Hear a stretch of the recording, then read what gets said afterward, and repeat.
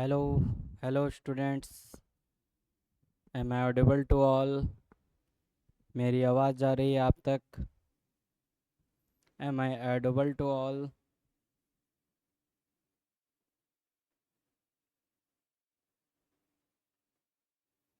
Hello hello.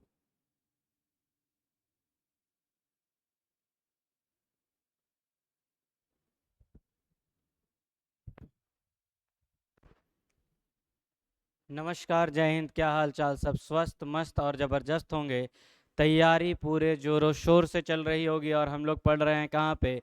तो हम लोग पढ़ रहे हैं सुबोध डिजिटल के साथ, जहाँ पे कि हमारा लगातार सेशन चल रहा है केमिस्ट्री क्लास 9th। टाइमिंग हमारा क्या है? तो टाइमिंग हमारा है, आप सभी को पता होगा, 7 PM में हमारा जो है क्लास केमिस्ट्री क्लास 9th का होता है। और आपको तमाम चैप्टर 1, क्योंकि अभी हम लोग पढ़ रहे हैं कौन सा, तो हम लोग पढ़ रहे हैं चैप्टर नंबर 1। तो चैप्टर नंबर 1 जो हमारा है, जिसका नाम आप क्या कहते हैं?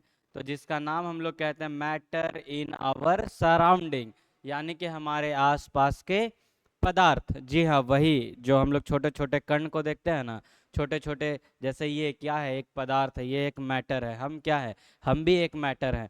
तो ये सारी चीज़ों के बारे में हम लोग पढ़ते हैं चैप्टर नंबर 1 में।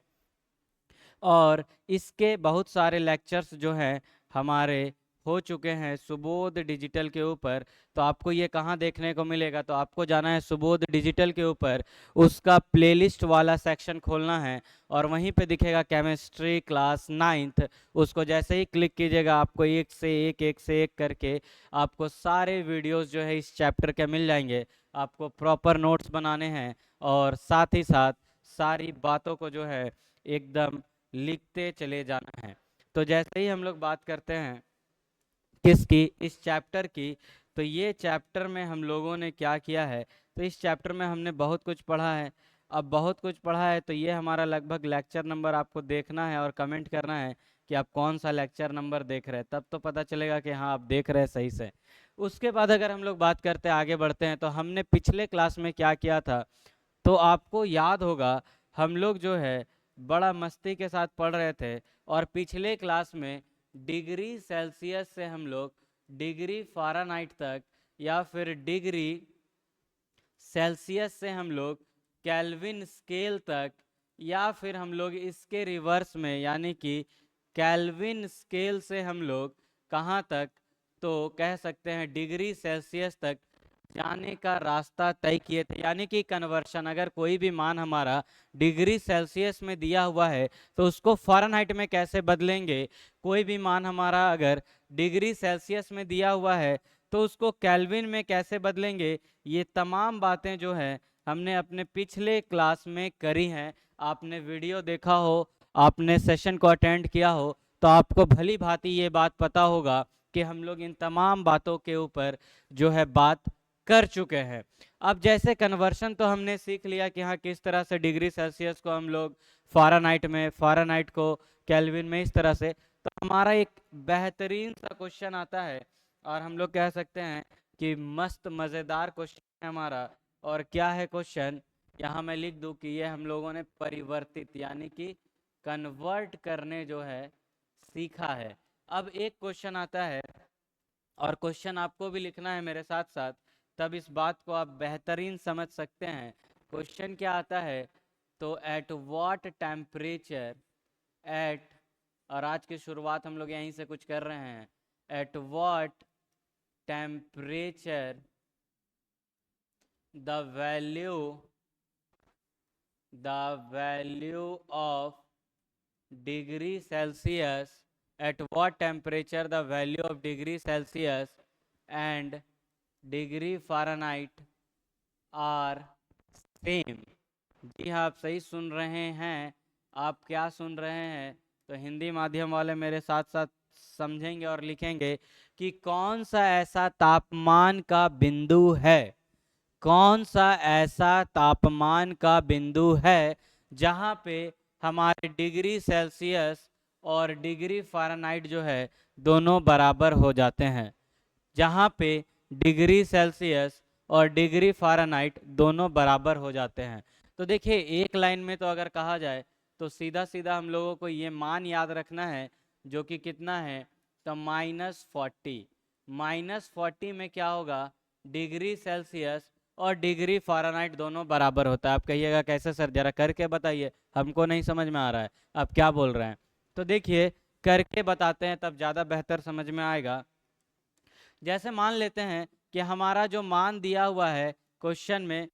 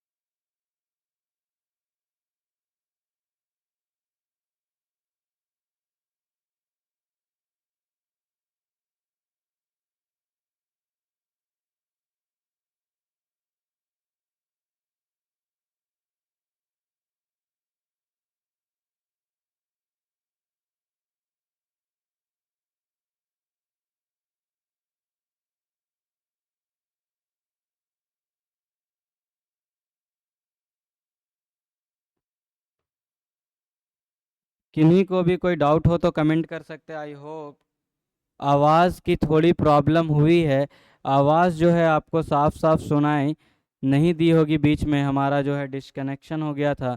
तो बस कुछ समय दें, ये आवाज़ आपकी सही हो जाएगी।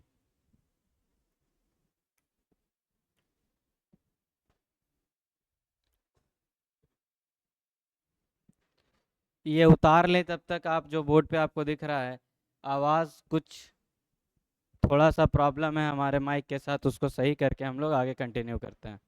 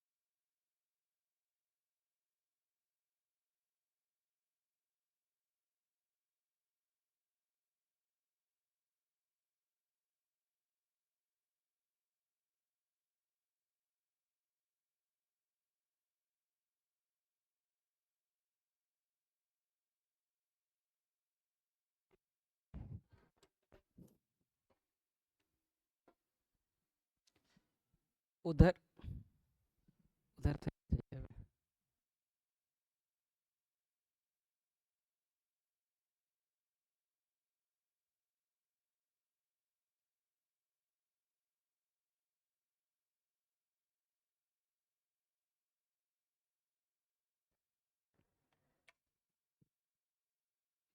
चलिए, अब आवाज़ की जो आपकी प्रॉब्लम है वो दूर हो गई है।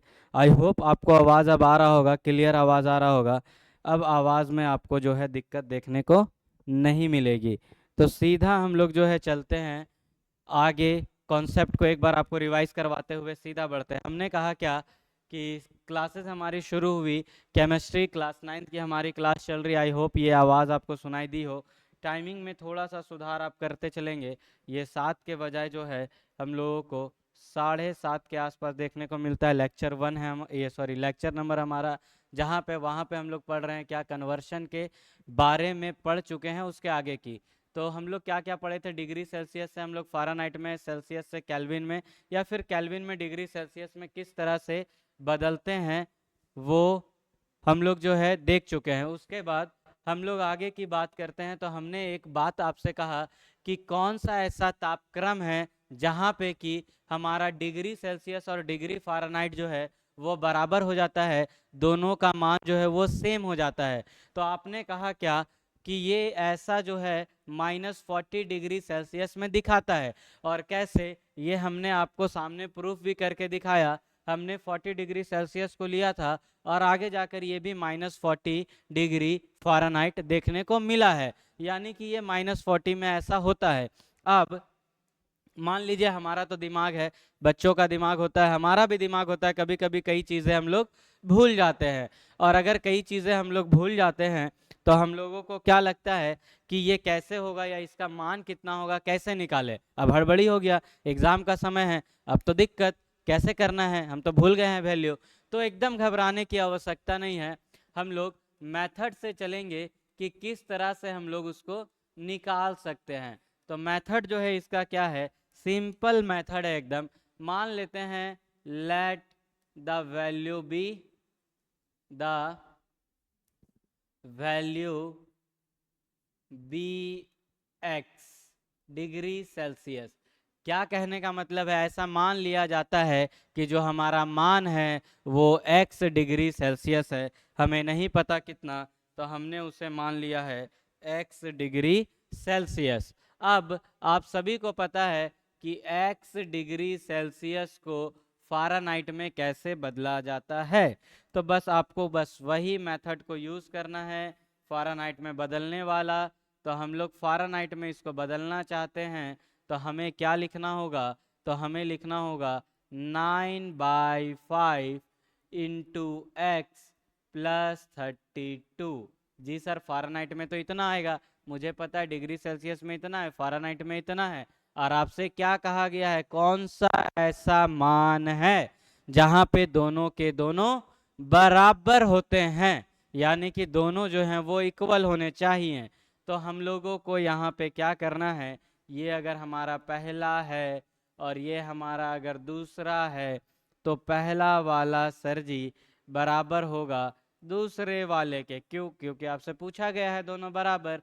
तो हम लोग लिखेंगे x डिग्री सेल्सियस बराबर 9/5 इंटू डिग्री सेल्सियस प्लस 32। यहाँ तक में कोई दिक्कत? आप कहिएगा नहीं, यहाँ तक में तो एकदम झक्कास चल रहा है सर, चकाचक है, कोई दिक्कत नहीं है।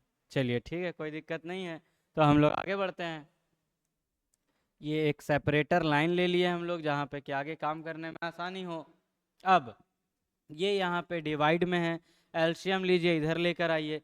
तो यहाँ नीचे कुछ नहीं है तो 1 हो जाएगा। और एलसीएम ले लीजिए, तो यहाँ पे आपने लिया एलसीएम और आपका आ गया ये एलसीएम। मैं लेकर ही चलिए आपको दिखाते चलता हूँ।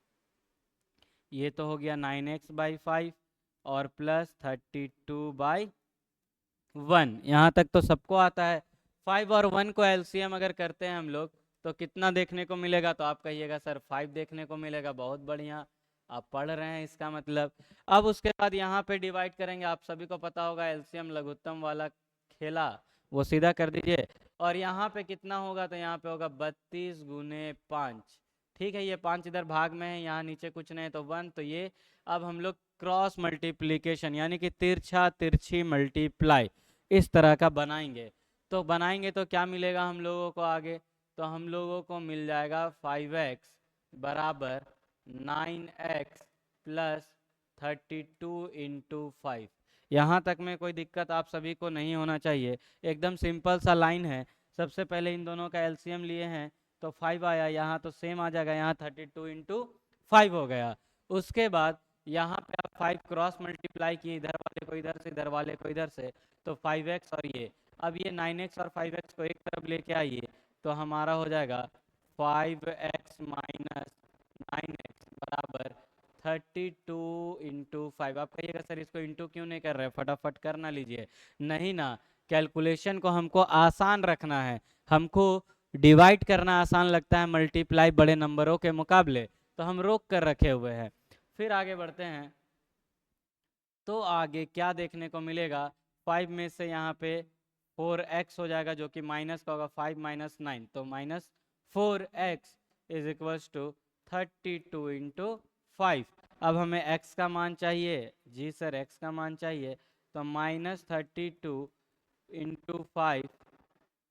अच्छा, माइनस 32 लिखने की यहाँ पे आवश्यकता हमारी है नहीं, यहाँ रहने दीजिए। और ये जो लेकर आइएगा ये -4 डायरेक्ट यहाँ लिखिए, कोई दिक्कत, कोई दिक्कत। ये सेम टू सेम है, ये यहाँ पे मल्टीप्लाई में यानी कि गुणा में, तो इसको हम लोगों ने भाग में लिख दिया। अब उसके बाद आप सभी को पता है कैसे काटा जाता है, बस काटते चले जाइए। तो आपको पता होगा 4 8 जा 32 और यानी कि -4, सॉरी 4 8 जा 32 यहाँ यानी कि -4 था, तो ये -8 दे देगा। तो हमारा x का मान आ गया -8 इंटू 5 यानी कि -40। और देखिए हमने -40 कहा था ना, अभी भी वैल्यू -40 आया है। तो अगर आप एग्जाम में भूल जाए तो इस मेथड को यूज़ कर सकते हैं, नहीं तो डायरेक्ट वैल्यू याद रखिए। अब यहाँ पे कैलकुलेशन में किसी को दिक्कत हो तो एक बार रिवाइज करके रिमाइंड करके देखिए, आपका कैलकुलेशन का डाउट खत्म हो जाएगा। कैलकुलेशन आपको आनी चाहिए। हम लोग क्लास 9th में इसको उतारिए, फिर हम लोग आगे का कॉन्सेप्ट देखेंगे।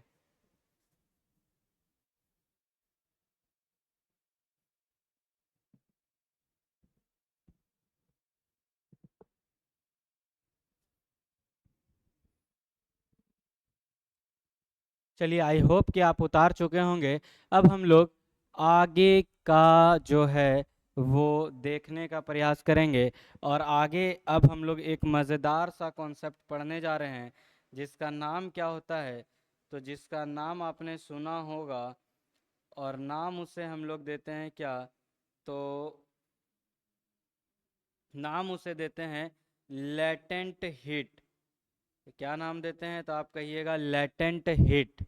जी हाँ, अगला टॉपिक आप अपने कॉपी में डाल लीजिए, जो हम लोग पढ़ने जा रहे हैं वो है हमारा लेटेंट हीट।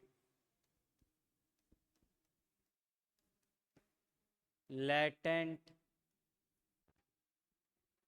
हीट, ये हमारा जो है अगला टॉपिक है जिसके बारे में हम लोग पढ़ने जा रहे हैं। अपने कॉपी के ऊपर आप यही लेटेंट हीट का नाम लिख लीजिए, जिसको हिंदी माध्यम वाले कहते हैं गुप्त ऊष्मा। गुप्त ऊष्मा क्या कहते हैं, तो कहते हैं गुप्त ऊष्मा, यानी कि छुपा हुआ हमारा हीट। लेटेंट हीट, गुप्त मतलब क्या होता है, गुप्त यानी कि कहीं छुपा हुआ है, ऊष्मा। अब थोड़ा समझने का प्रयास करते हैं। हम सब ने पानी उबाला है, हम सब ने पानी उबाला है। पानी उबालते वक्त एक काम कीजिएगा, आप अपने जो भी पतीले के ऊपर पानी उबाल रहे थे वो पतीला आपने पानी के ऊपर चढ़ाया, उसका तापमान का रीडिंग लीजिए। मान लीजिए तापमान का जैसे ही आप रीडिंग लीजिएगा तो आपको दिखेगा कि नॉर्मल सा पानी है अगर, तो वो 27 डिग्री 30 डिग्री 35 डिग्री, या फिर कह सकते हैं कि चलिए बहुत, सॉरी मैं तो बहुत ज़्यादा ही निकल जा रहा हूँ, 27 35 नहीं, हमारा पानी का अगर नॉर्मल तापमान देखा जाए तो वो 25 से 20 के आसपास होगा। ठीक है, अब उसको हम लोग क्या किए थे, गैस के ऊपर चढ़ा दिए थे, पतीले में पानी गर्म हो रहा था। फिर 10 मिनट बाद हमने उसमें डुबाया क्या, तो डुबाया अपना थर्मामीटर, देखा उसका रीडिंग बढ़ के हो गया 40 45। फिर थोड़ी देर बाद डाला, देख रहे इस बार हो गया है 60 65। फिर थोड़ी देर बाद डाला, देख रहे इस बार 75 आ गया है। फिर थोड़ी देर बाद डाला, देख रहे इस बार जो है 79 आ गया, 85 आ गया, फिर बढ़ते बढ़ते वो आ गया कितना 99, और फिर बढ़ते बढ़ते वो फाइनली पहुंचा 100। अब हम लोगों को तो पता है क्या, तो पानी का जो है क्वथनांक यानी कि बॉइलिंग पॉइंट वो कितना है, तो वो है 100 डिग्री सेल्सियस। अगर शुद्ध जल है तो प्योर वाटर है तो 100 में तो वो उबलने लगा। अब हमको भाप बनकर वो निकलता हुआ भी दिख रहा है। 100 से पहले भाप नहीं बनता है, याद रखिएगा। तो 100 में तो वो भाप बनकर निकलने लगा। अब अगर वो भाप बनकर निकलने लगा, पूरा सही चल रहा है, 100 डिग्री हमारा रीडिंग भी आ गया था। अब फिर अगला रीडिंग हम लेते हैं 10 मिनट बाद। तो आप कहिएगा अरे ये क्या हो गया, ये तो मुझे ऐसा कुछ देखने को मिल रहा है, शुरू में तो सही चल रहा था, कुछ 5 10 10 5 बढ़ रहा था, लेकिन अब 100 के बाद जब हम लोग 10 मिनट बाद भी डाल रहे हैं थर्मामीटर को, तो देख रहे हैं कि 100 का 100 ही है रीडिंग। तो अब ऐसा क्या हुआ, 100 पे आके ये तो फंस गया गाड़ी हमारा, आगे बढ़ ही नहीं रहा है। तो 100 के बाद क्या पानी गर्म होना बंद हो गया था? तो आप कहिएगा नहीं, ऐसा थोड़ी होता है। पानी हम लगातार हीट दे रहे हैं, गर्म तो हो रहा है। तो पानी लगातार गर्म हो रहा है तो उसका जो तापमान है वो कहाँ गया, जो ऊष्मा हमने दी है वो ऊष्मा उसका कहाँ गया? तो उसका ऊष्मा जो है वो उसके रूपों को परिवर्तित करने में जो है खर्च हो जाता है। यानी कि आप कह सकते हैं जो हमारा वो द्रव्य था, लिक्विड द्रव्य जिसको कहते हैं, वो लिक्विड फेज से हमारा बदल कर किस में परिवर्तित हो रहा है, तो वो गैस के रूप में परिवर्तित हो रहा है। और वो कब हो रहा था, जब उसका तापमान 100 के पास पहुंच चुका था, तब हो रहा था। यानी कि 100 डिग्री सेल्सियस में पानी जो है वो गर्म तो पूरा हो गया, अब उससे ज़्यादा वो गर्म नहीं होगा। अब उसको अगर हम ऊष्मा देंगे तो वो क्या करेगा, वो उसके रूप को बदलने में उसका यूज़ कर लेगा, वे उसके रूप को बदलने में उसका जो है इस्तेमाल कर लेता है। तो 100 के बाद इसलिए तापमान नहीं बढ़ता है, और वो तापमान हम लोगों को दिखता तो नहीं, थर्मामीटर में 100 के बार रीडिंग तो नहीं आता, उसी को कहते हैं हम लोग लेटेंट हीट, यानी कि कह सकते हैं गुप्त ऊष्मा। तो हम लोग इसको हिडन हीट भी कहते हैं, याद रखिएगा, छुपा हुआ ऊष्मा, छुपा हुआ ऊष्मा यानी कि लेटेंट हीट। तो हम लोग कहते हैं इसका परिभाषा, अगर इसका डिफिनेशन पूछ दिया जाए तो लिखेंगे the hidden heat, the hidden heat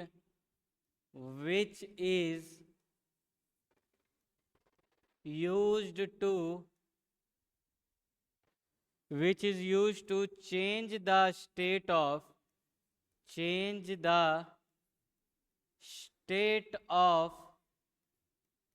matter, is called क्या, अब तक तो आपको रटा चुका होगा, is called what, is called latent heat। जी हाँ, उसी को कहते हैं गुप्त ऊष्मा। तो आई होप कि हम आपको समझाने में कामयाब हुए हों, पूरी कहानी आप मेरी समझे हों, और लेटेंट हिंट के बारे में आपको समझ में आया हो। इसको हिंदी में लिखना हो तो हम लोग लिख सकते हैं इसको हिंदी माध्यम में क्या, तो आप लिखते चलिएगा, मैं बोल रहा हूँ। हमारा गुप्त ऊष्मा क्या होता है उसकी परिभाषा, तो गुप्त ऊष्मा जो है, इंग्लिश मीडियम वाले हमारे बोर्ड से लेते हैं, और हिंदी मीडियम वाले के लिए जो है कुछ कुछ वर्ड्स मैं बोलकर और कुछ कुछ वर्ड्स मैं लिखकर चलता हूं, तो आपको कॉपी लेकर बैठना था और लिखते चलना था।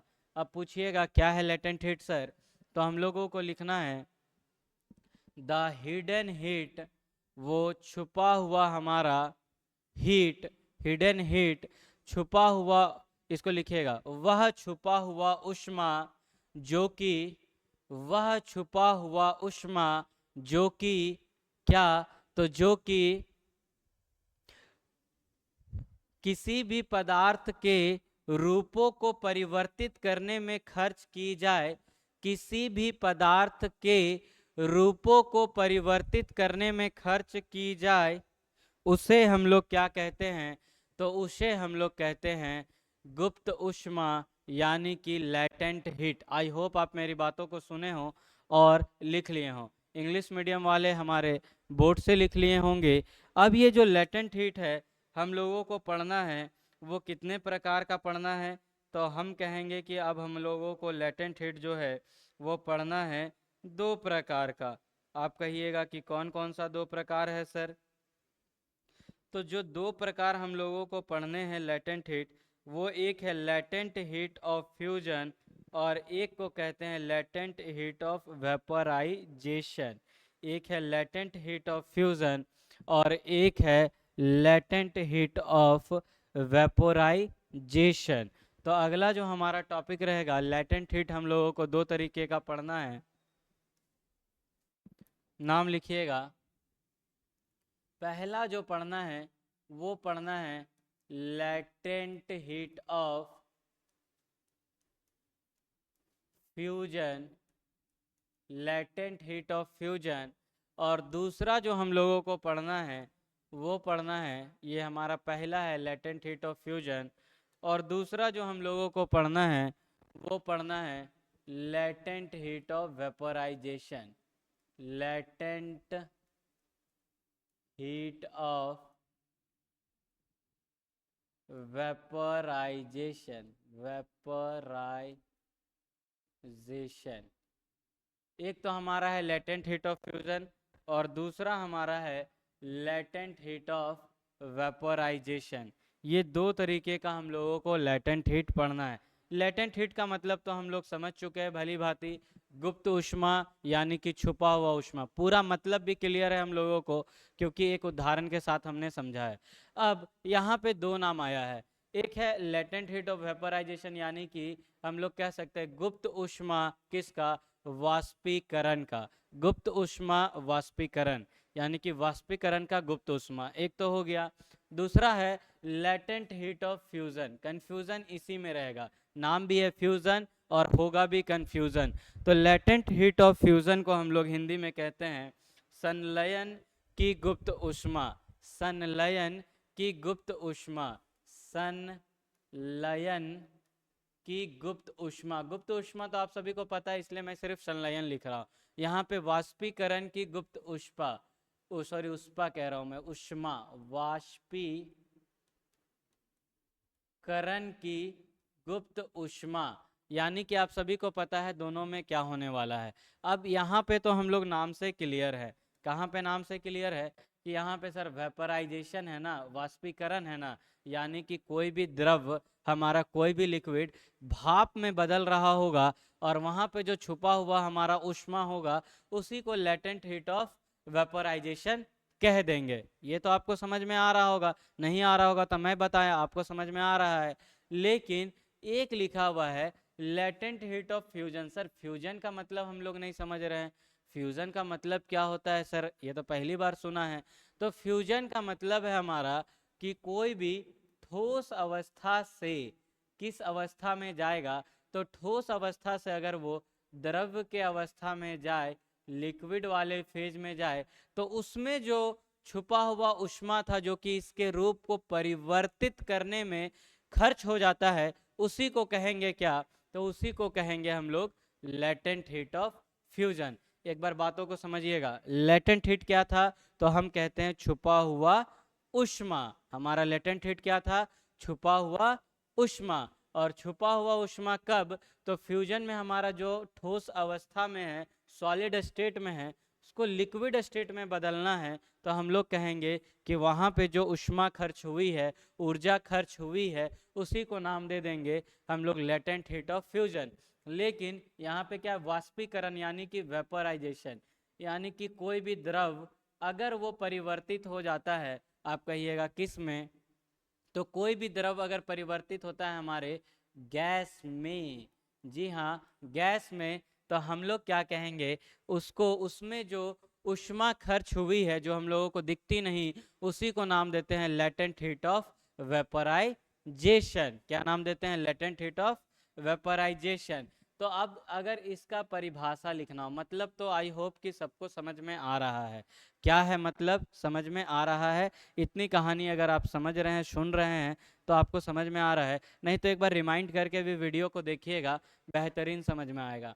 तो लेटेंट हीट ऑफ फ्यूजन की परिभाषा लिखते हैं, क्या लिख सकते हैं, तो व्हेन, या व्हेन से अच्छा है, इसको स्टार्ट करते हैं, the energy required, the energy ENERGY, energy यानी कि ऊर्जा। हिंदी में भी इसको चलेंगे, अभी पहले इंग्लिश में लिख लेते हैं द एनर्जी।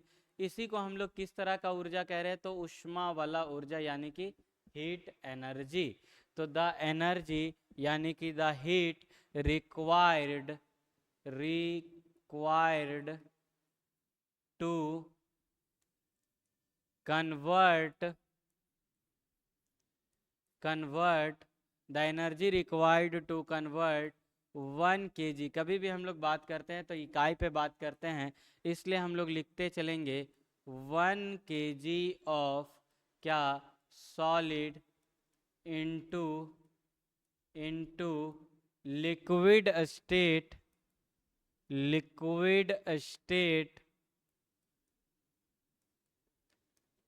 द एनर्जी, या फिर ये एनर्जी क्या है, हीट है, हिडन हीट है। Required to convert 1 kg of solid into liquid state is called latent heat of fusion. इसी को नाम देते हैं लेटेंट हीट ऑफ फ्यूजन। ये एनर्जी कैसा होगा, तो आपको याद रखना है ये हमारा हिडन एनर्जी है, हिडन हीट है। ठीक है, कंफ्यूजन नहीं होना चाहिए। अगर कहीं पे ऐसा दिखे the hidden heat required to convert the hidden energy required, तो आप समझ जाइएगा कि बात वही है जो हमने पढ़ी है। तो हमने जो पढ़ी है बात वही है, और आगे बढ़ जाते हैं इस बात को लेकर। अगला जो परिभाषा हम लोगों से पूछा जाएगा वो हमारा है लेटेंट हीट ऑफ वेपोराइजेशन। और लेटेंट हीट ऑफ वेपोराइजेशन की बात करते हैं तो सेम टू सेम परिभाषा है, the energy, the hidden heat या द हिडन एनर्जी। हम लोग इसमें जोड़ कर चलते हैं, द हिडन हीट, और कह सकते हैं energy required to convert 1 kg of, unit इकाई लेके चलना है, 1 kg of liquid into what, तो इनटू गैसियस स्टेट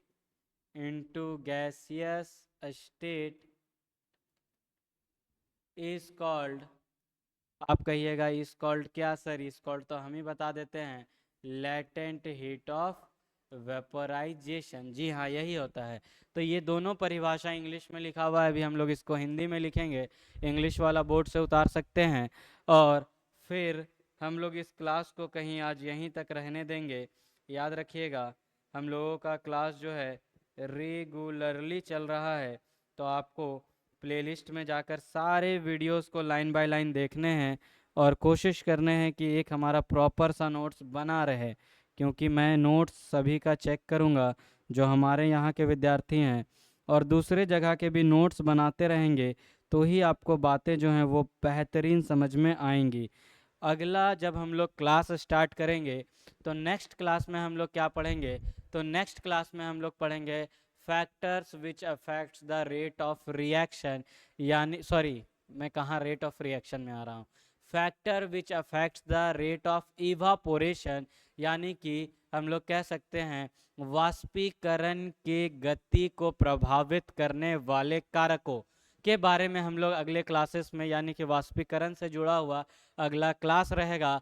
और बहुत ज़्यादा तो अब इस चैप्टर के हमारे एक क्लास बचते हैं, और ये चैप्टर हमारा पूर्णतः जो है समाप्त हो जाएगा। फिर 1-2 सेशन हमारे रहेंगे क्वेश्चन प्रैक्टिस के, कि इस तरह का क्वेश्चन हमारे आते हैं एग्ज़ाम में या नहीं। तो चलिए आज का कहानी यहीं पे ख़त्म करेंगे। उससे पहले आप हिंदी माध्यम वाले जो एकदम नज़रें टकटकाएँ बैठे होंगे कि आप सर हिंदी में बोलेंगे और हम लोग लिखेंगे, तो उनके साथ नाइंसाफ़ी नहीं होगा, वो लिख लें। देखिए इसमें लिखेंगे लेटेंट हीट ऑफ फ्यूजन, यानी कि संलयन की उष्मा, गुप्त उष्मा, संलयन की गुप्त उष्मा, उसकी परिभाषा को लिखते हैं तो लिखेंगे वैसा छुपा हुआ ऊर्जा जो कि 1 kg ठोस को द्रव अवस्था में बदलने के लिए प्रयोग होता है या फिर उपयोग होता है, उसे हम लोग संलयन की गुप्त ऊष्मा कहते हैं। मैंने बहुत पॉज ले लेके बोला है, आई होप आप एक बार सुने हो, लिख लिए हो, नहीं तो आप वीडियो को रिमाइंड कर करके लिख सकते हैं। एक बार मैं फिर से रिपीट कर दे रहा हूँ। वैसा छुपा हुआ ऊर्जा जो कि 1 kg ठोस को द्रव्य अवस्था में बदलने के लिए उपयोग हो, उसे क्या कहते हैं? उसे कहते हैं लेटेंट हीट ऑफ फ्यूजन, यानी कि संलयन के गुप्त ऊष्मा। अब आते हैं वाष्पीकरण के गुप्त ऊष्मा की ओर। तो इसमें लिखिएगा वैसा छुपा हुआ ऊर्जा जो कि 1 kg द्रव्य को गैसीय अवस्था में बदलने के लिए उपयोग होता है, उसे हम लोग कहते हैं वाष्पीकरण के गुप्त ऊष्मा। उष्मा, उष्पा देख रहे, पुष्पा राज झुकेगा नहीं, वो वाला से उष्मा याद आ रहा है। तो आज का सेशन में हम लोग लगभग इतना ही रखेंगे। आज के सेशन को हम लोग यहीं पे बाइंड अप करेंगे। मिलेंगे फिर नेक्स्ट सेशन में। आप आए सेशन में, इतने देर ने पेशेंस के साथ आपने सेशन को देखा, इसके लिए आपको मेरे तरफ से एक थैंक यू छोटा वाला। इससे बड़ा धीरे धीरे हम लोग जब चीज़ों को, जब आप जवाब देते चले जाएंगे क्वेश्चंस को, तो आपको मेरे तरफ से एक सरप्राइज गिफ्ट भी मिलेगा। तो मिलेंगे नेक्स्ट वीडियो में, तब तक के लिए जय हिंद। आज का सेशन हमारा इतना ही रहेगा।